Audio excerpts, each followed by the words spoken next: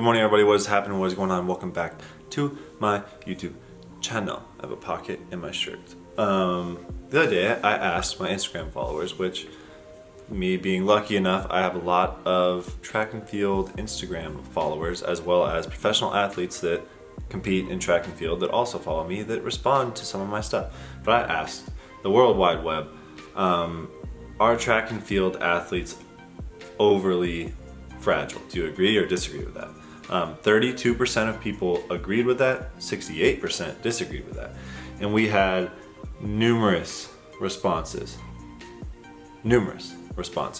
as far as what people actually thought. So I asked them to explain their results. So I'm gonna go through, read some, and respond to what I think the reality of the situation is. And like, are track athletes actually overly fragile? First off, a lot of everything kind of talks about workload and how hard track athletes actually train. So for the workload given, many who handle it well are pretty damn good. I would agree with that. Like, if you stay injury free, which is the whole fragile thing, if you stay injury free, you will be a good track athlete. Like, but how often? Like, the first conversation I have with 90% of my friends that are professional track athletes is, are you healthy? Because track athletes break a lot. OG Bobby Grant, this morning I looked at myself and contemplated my fragile existence in this vast universe. I would agree with that, but I think that you kind of missed the point there, OG Bobby Grant. Flight White, aka Ben Milligan, aka 7-foot high jumper at the University of Oregon. Soft, not fragile. The training is hard, but track breeds soft athletes. And I totally agree. And he's a multi-sport athlete. His first love is basketball. And I kind of agree with him that track athletes are soft. Like, if the smallest little injury comes up, boom, done. They don't want to do anything. They don't want to risk it. Basketball, you break an ankle, you still probably try and figure out a way to play. You know what I mean? Rye Evans 11, they max exert themselves more than other sports. So each injury has greater effect on performance. I don't think that they max exert themselves more than any other sport. Like, you should be dead at the end of a basketball game. You should be dead because you're putting your best effort out there. Otherwise, you're just not competing to your fullest potential regardless. I think that the max performance on different injuries can be very, like, if you're playing basketball, realistically, you can still put up 30 points by hitting a couple threes and getting a couple easy lands in the basket, but still have like a sprained Achilles or something like that. Like, you could still get through an injury easy, but if you're just running 100 meters, you have 11 seconds to perform at a top tier. So like, if your Achilles is bothering you, the injury is going to be heightened. I think that's probably going to answer a lot of other questions too. Hurdle Tech, former track and field athlete, fragile now, knees and hips. Yes, I think that track can be bad on your joints if you don't train appropriately. So I think that also comes back to training, whether you're lifting appropriately, whether you're doing the stuff that you probably should be doing on a regular basis. If you're not doing that, then yeah, you're going to be beat up. And I think that's what other sports do well. Track, straight line speed, you train very specific things. Basketball, you train a ton of stuff, like lateral movements, horizontal movements, jumping backwards, jumping forwards, jumping to the side, taking contact, reacting to that contact. Track is like just exerting force, and that's where I think that athletes are fragile. Might seem like it, but working on fitness is a lot harder on the body than working on skill. And I actually replied to him and I was like, I don't know that it's a lot harder on the body than working on skill. Like, if I'm working on jumping constantly, I think that that is a skill. Or if I'm working on catching footballs, I think that that is a skill. But the risk for injury, like if I break my finger catching a football at a high speed, like, I don't catch footballs as well. If I'm just working on, like, say speed endurance, for instance, if I don't just go from nothing and then jump into a speed endurance workout, then you're going to be in some sort of problem. But if you build up to that speed endurance workout, so you're working on not necessarily a skill, or I guess technically maybe a skill, but you build up to that speed endurance workout, your risk for injury is almost none. Like, you're not going to blow out a hamstring running 350s when they're like something that you've built up to appropriately, if that makes sense. Like, I'm not going to go out and like first rep max bench. Like, I'm going to warm up and then I'm gonna build up to maybe like a 3 rep max and then a 2 rep max, and then the next weekend, or like the next time I max, go 1 rep max, you know what I mean? Somebody asked me for a response, well, this is your response. DT Burnham. There needs to be something said for the mental strength of track athletes. I think mental strength of mental strength of just athletes in general. At some point, every athlete will be tested beyond where their body wants them to be. So track and field, I don't know that it's any different. Obviously, you're like working towards like defined goal, like you have a certain time that you should be running or a certain height that you should be jumping or distance or whatever. But in basketball, like I'm gonna relate most stuff to basketball because that's my favorite sport. But in basketball, you're gonna work on ball handling and you're gonna work on your shooting form and you're gonna work on all this stuff that doesn't necessarily ever show in results. Like yes, you'll be able to maybe increase your shooting percentage by a little bit. Maybe you're able to get around one defender, but that takes so long to increase that minute thing versus like I'm training 4 heptathletes right now and they've never really done track, and just getting them to align their forces, like run correctly, they are seeing drastic improvements. So I think that the mental strength comes in all sports, not just in track and field in general. Yes, track can be very grueling in that we just run constantly, but you have different types of running and all that stuff. But I think that every sport is grueling, and that's what makes sport so much fun, is that you're enduring something that your body does not want to do, and that it's like a mental barrier that you have to get over. Parge8585 says, strong but brittle bodies that are put under high amounts of stress. I think that's a very good definition, and I probably will come back to it. Cole Walsh, a professional pole vaulter, phenomenal guy, college, we'll say-ish roommate, but also one of my greatest friends. Love the guy. Pulling out of competition due to injury is way more common in track than in other sports. And I think that that's because, kind of like what we touched on earlier, if you are injured in track, your performance decreases greater. And I think that more people are more prone to not wanting to risk it because they have like an end season goal in mind, if that makes sense. Crop this back down a little bit. Carbon Fiber John, who's a training partner of Devin's, sorta. He trains at the Naval Academy around Devin. Says Devin Allen is a prima donna. If you don't know, Devin tore both of his ACLs. YOO White Boy says, what's fragile about the deck? 3K steeple, 5K, 10K, and even shoot the 800. Well, the deck, I would say, is probably one of the more fragile events in track and field. Look at how a decathlon starts. Look at how many people compete, or like how many start the event, and look at how many people drop out by the 15. I understand that it's a long competition. I understand that there's a lot of room for injury, but if something's not perfect, a lot of people just throw away the entire decathlon. It's kind of crazy. That's mental fragility, and that's also like physical fragility, not being able to like finish the event because your back might be a little tight.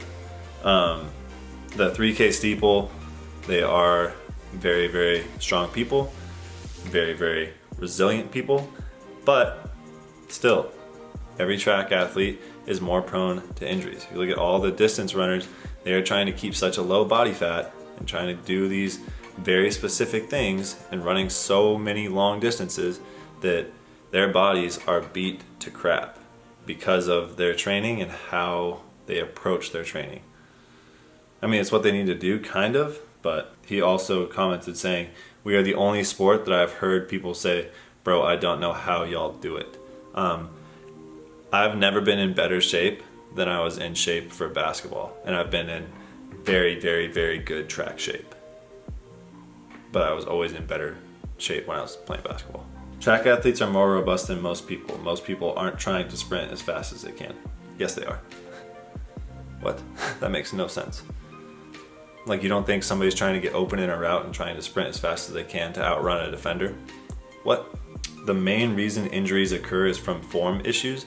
No, I think that the main reason injuries occur is from forcing people to do something that their body isn't designed to do. So that's like either bad coaching or like they're trying to fit a mold of somebody else that their body isn't made to do, and they're training one specific thing rather than like training everything around those joints that are getting hurt. Hwaganie, also known as Eugene. Phenomenal cook if you've never encountered it, but says ignorance of the coaches, medical staffs. It's the same goes for in all sports. So he works a lot with baseball players, he's worked with football players, but he's a nutritionist as well, which is a huge deal on injuries in the body. And he said that it's the ignorance of the coaches, it's the ignorance of the training staff. And it really is. If you're a coach and you're not training the overall body and you're just training like one little thing and you're not training lateral movement, even though it's a horizontal movement, or you're not training other little specifics, the athlete's going to be more injury prone. The athlete's going to be more beat up throughout the season. You're not going to give them time off. They're going to die. They're not going to have fun. And that's where you see a lot of dropout. Nathan Poff, don't know you, but put other non-track athletes in an all-out top velocity situations, they're getting injured too. They aren't. I mean, everybody has some risk to get injured. I think that the risk to get injured at the peak of human performance is higher, yes, and I'll talk about that. But I think that the likelihood of LeBron James going out and running 100 meters as fast as he can, like, I don't think that that's gonna blow him up. I don't think that's gonna hurt him any more than it's gonna hurt Trayvon Bromell. Like, they've trained for different things. Give LeBron a full warm up and make sure that he's ready to go, and then put him in some blocks and let him sprint. Look at DK. Like, DK never has probably run 100 meters in the last like X amount of years. Obviously trained a little bit prior, but then goes out and runs a full 100. He was a little winded afterwards, but it's not like he's making an extra risk to go run track. Like, people thought of it as like a safe bet. Someone says, not because we can't deal with pain, I'm thinking because we do such high intensity. And I think it is partially that they can't deal with pain, but track athletes don't necessarily know pain. They know minute pain, or like nagging issues, nagging pains. If you've been hit in football or you've sprained an ankle and you have to try and compete through that, that's an acute, like very sharp pain. You know exactly when it started, you know what the cause of the injury was. If you just have like nagging shin splints aren't necessarily horrible. They can turn into something worse if not treated appropriately or trained around appropriately. But like, tendonitis is something that you can train through. It's just an aggravated tendon, and it's something that's happened over time. It's something that you can continue to train through just if you have pain. But a lot of track athletes aren't willing to risk that.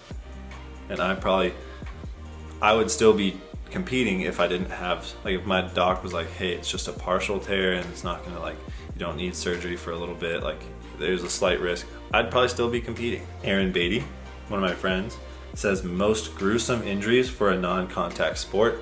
I would agree with that because of the risk around it.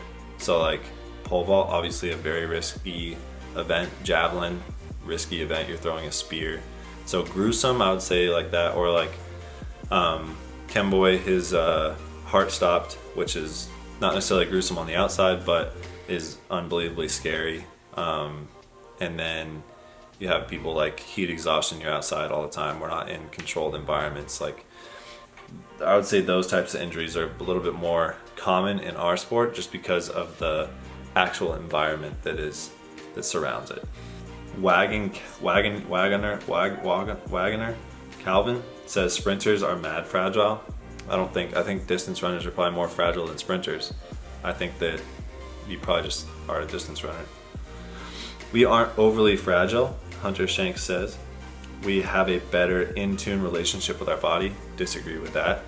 I think that's fragility. Like, you feel a little bit of an injury and you're afraid to compete through it to make it worse, versus like maybe sometimes you have to push through something to get it to be better. Like certain, like, you have to, say you tear your hamstring, like there isn't a ton that you can do outside of like surgery if it's like very torn, but if it's just like a partial tear or a strain or something like that, a lot of times you have to put work back into that muscle to be able to get it to improve. But a lot of times people don't want to try and push it to that point because they're afraid or fragile. They're like mentally afraid to like push it to that point.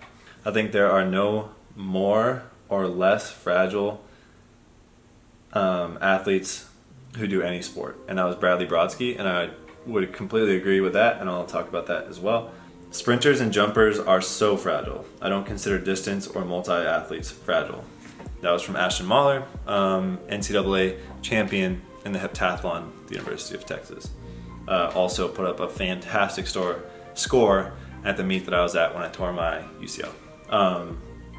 Anyways, Ashton, good friend of mine. I would agree with that. I think that athletes are fragile, but I disagree with the part where multi-athletes are fragile. Multi-athletes are pretty fragile. Like, you are more likely enough to see a multi-athlete drop out of a competition than probably any other sport in track, or any other event in track and field. Injuries happen largely from too much volume, whether it's speed or whatever. I disagree with that. I think that volume can be increased if the supplemental training is also increased as well. So if you're prepared for the volume and you're building up to the volume, you're good. If you just hit volume heavy constantly, yes, your body's going to break down. But if you do volume appropriately, you'll be fine. Michael Weibo, also professional decathlete, stud for Estonia, another friend of mine. We constantly force our bodies to do something that is never done before, and I completely agree with that one. That I think is where the fragility can be kind of like exponential. I don't think that, I'll get back to Weibos. Push your body to the max, it's bound to break down in some way. Matt Chandler, I agree with that. JJ Juliffs, who was a pole vaulter at the University of Washington, says unable to compete through minor injuries, partly just the nature of the sport though, and I agree with that. In football, running was considered punishment, and track is just a workout. That has nothing to do with the conversation. Okay, so those are the thoughts of everybody on my Instagram, and there was a bunch of professional athletes in there. There's a bunch of collegiate athletes in there. They all are either track athletes, or in some cases they're multi-sport athletes and they do 2 sports professionally, or they do 2 sports in college. Some of them are just built different. And I agreed with some, I disagreed with some. I think that some people just have these grudges, and some people don't like take the time to actually think through all the stuff that's going on, and they don't necessarily take all the factors. I think Eugene, the nutritionist, kind of hit it on the head by saying that it is partially, or a lot of it is to do with the training staff and the nutrition that athletes are getting, or the coaches. Track isn't necessarily a contact sport, so it really is based on how a coach appropriately manages their athletes' bodies. So every single day, the first thing I ask any of my athletes is, how is your body feeling? And I anticipate them telling me an honest opinion. Sometimes I have to pry to get a little bit extra out of them, but I anticipate them telling me an honest opinion, so I can say like, okay, we're not going to change the workout plan, but we're going to change how we're going to approach that workout. So say we're supposed to do 3 times 350 that day, we're not going to not run 3 times 350, but maybe we're going to take a longer warm up, and maybe we'll hit only the last 150 hard, and we'll basically like build into it. So we're trying to hit different times, or our cool down will be longer, or we'll do a different type of warm up. I think there's a bunch that you can do as a coach to improve the longevity of your athletes. Then we go to Weibo. So Michael Weibo just competed in Gotsis, put up a pretty good score. He is world silver medalist, I believe, reigning world silver medalist, and only been to the Olympics once, I think, for Estonia. Went to the University of Georgia. Awesome dude. Now, Weibo specifically said you're pushing your body to the edge of human performance. And I think that this is where my point, or my thought process, kind of comes into play. Now, okay, this is a pocket knife. I try and keep my pocket knives as sharp as I can almost always. So it is a very, very sharp edge. I use a whetstone, and I keep everything as sharp as possible because you're less likely to actually injure yourself with a sharp knife than you are a dull knife. That being said, if you've ever sharpened a knife, you grind down one side until the other side starts to push over, or you push this side over the other side, and then you kind of even up that burr, and then you kind of even up that burr, and you even up that burr, and you even up that burr, and you even up that burr, until finally you polish the edges. And that, I think, is the perfect form of track and field training. You are trying to get to a knife's edge, or as sharp as you can get. As sharp as you can get, meaning you are trying to perfect movements, right? Which is something different than any other sport. You're trying to perfect these slight little movements. And that's why if there is an injury, you'll see a drastic drop in performance versus any other athlete. The thing so when you're training, you are dealing with these little burrs that break over. Those are little minor injuries that kind of pop up. And realistically, if you start to sharpen another side, then that injury kind of subsides, and then maybe a different injury pops up. And all athletes are kind of always dealing with a different type of injury. Now, when you break that down to how you train, right? If I'm just working sprint or speed endurance, and then I start to develop maybe a hamstring injury, and then I don't really change my training, and I continue to develop my speed endurance, and that injury then and eventually you break the blade. And that's where a lot of injuries come up. Now, say I sharpen my speed endurance, and I'm on this side of I currently have a little bit of a nagging injury. Maybe my patella hurts a little bit. But then I start to do a little bit more lateral training and maybe some block stuff, and I'm not doing as much speed endurance, and I'm building up this other side, and it starts to push back on that other injury, and then I feel healthy, and then I can train at my peak again, and I'm pretty sharp. And then I gradually start to do a little bit more, so maybe my hip flexors are a little bit sore, and everything starts to kind of go the opposite direction. So then I have to back it down, and I get a little bit more endurance, and everything kind of then fluctuates back out. And now I'm back to a pretty even edge. Maybe endurance starts to pick up, but then I have a meet.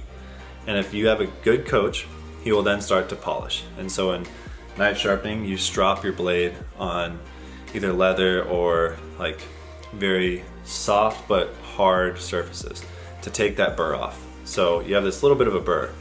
It's that little bit of an edge there, that little bit of a difference in my fingers. And as your coach starts to taper you, as your coach does it appropriately, he will then sharpen everything so you're good to go at a meet. So your chances of injuring yourself at a meet are much, much less. If you're like this and you try and go run a meet, boom, the knife blade or your body's gonna break. If you're fairly even and your coach has done a good job polishing you, then the likelihood of you breaking is much, much less. And I think that is the best way to show the fragility of track. You are trying to compete with your body on this knife's edge. And if you're a little bit over in one dynamic, then you will break. And more often than not,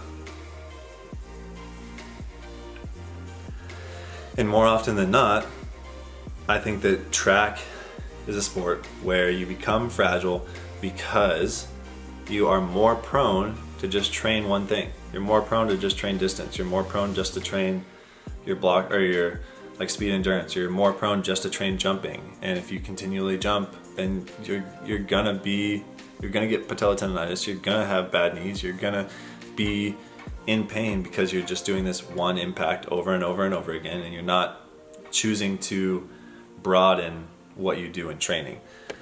Now, other sports, say football, or basketball, even tennis, lacrosse even, you are training so many other things, and naturally just your movements aren't just linear. You're training so many other things that your body builds up this natural tolerance. You're not just strengthening one movement forward, you're also strengthening the lateral stability of your knee. You're also strengthening your ankles. You're also strengthening everything that isn't just straight line speed or isn't just movement through a corner or takeoffs on either pole vault or running or something like that. You look at guys like Johannes Vetter, and he trains shoulder mobility, and he trains his hips and his back and everything as much as he possibly can to surround those injury prone areas with as much muscle as he can. Obviously he's doing something that no human has ever done before, and he is throwing more consistently far than any human has ever done before, but he trains everything around the specific movements. Yes, he does a lot of throwing and a lot of throwing motions, but he does so much extra stuff around that. Or you look at Thomas Roller, who spent this entire offseason, I don't know if you follow him on Instagram, doing stuff on a slack line. Now, why would a javelin thrower be doing stuff on a slack line? Well, because balance, that you don't necessarily get just in track and field, balance is strengthening all those small, tiny little muscles that surround the like main large muscles that everybody kind of knows about, surrounds that and tightens up all your joints, or tightens up your Achilles, tightens up your ankles in a good way. So it's not limiting range of motion, it is securing everything together. If I have a loose joint, I'm more probably prone to tearing something. If I have a strong, secure joint and my muscles can help hold it together, then the range of motion or movement isn't necessarily inhibited because I can still relax those muscles, but I have less of a likely chance of tearing something or having a catastrophic injury. So my thought is track athletes are fragile due to the type of sport that we do. Or not even the type of sport, due to the type of training that has become so ingrained in our sport that nobody else can get out of it. And I apologize that this is a long video, I understand that, but it is so apparent to me that there should be more like broadened training than just going and running and going and running and going and running and going and running and going and jumping and going and jumping and going and throwing and going and throwing. There's no reason to just do the same movement over and over and over again because it's not developing anything. So that being said, I change my training as far as what I do with my athletes, and I change my own training to try and supplement as much as possible. And I will try and avoid going on hikes and going and doing other stuff just because I don't want to have the risk of injury, because I know it's going to inhibit my performance. But realistically, me not going and doing those things is probably increasing my risk of injury on the track because I'm not strengthening everything else. Does that make sense? I hope this was a topic that you can kind of understand. That's not just me like ranting. Like I truly think that track is so set into one style of training that it should be broadened. And I come from a basketball background and I love basketball. So for my rehab for my elbow, I'm gonna be doing a lot of dribbling of basketball because it's a lot of movement, strengthening my wrist and hand-eye coordination. It's just gonna be what I need once I get my elbow surgery. So that being said, don't get specifically caught into one training method or one training action. Try and broaden your horizon, and I think that the majority of athletes would agree with me on this, and I'm gonna post on my Instagram saying kind of my thoughts as well. But there is a need for lateral movement even if you are just running 100. Like your joints are gonna be stronger, you're gonna feel healthier. There's a need for lower back strength and strengthening your knees even if you're just throwing something. There are so many other ways that you can increase your general athleticism that are going to help in a specific thing, whether that's just you staying healthy. Like if you're not healthy, then you can't compete. So if you want to stay healthy, try and broaden your full athletic prowess. And if you wanted me to like actually write you something and try and help you with your training, feel free to reach out to me. I'd be more than happy to talk to you. We'll figure it out, okay?